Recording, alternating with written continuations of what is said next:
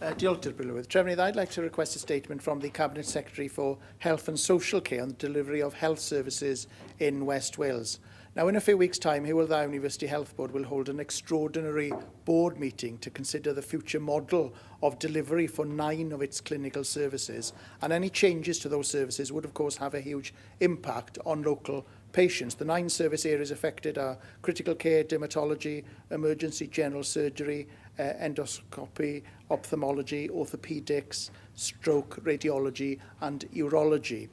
Trefny, before the Health Board makes any decisions, the Welsh Government has the opportunity to make it clear to the people of West Wales that it will not rubber stamp any proposals that force patients to have to travel even further for essential services. And so I'd be grateful if we could have a statement from the Cabinet Secretary for Health and Social Care on the delivery of services in West Wales, so we can hear directly from the Welsh Government about its views on the delivery of healthcare in the area, and so members can question them on the Health Board's management of services in West Wales.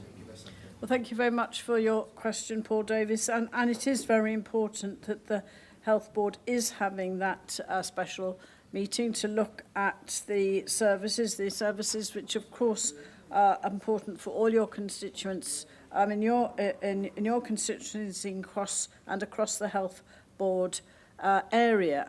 And of course the Health Board is very clear of the Welsh Government's priorities in terms of delivery and indeed their planning responsibilities for the delivery of those services in terms of all the strategic guidelines and pathways that the Welsh Government and the Health Cabinet Secretary for Health and Social Care has clearly laid out. So they are well aware of this, and so are the people and patients of your Health Board area.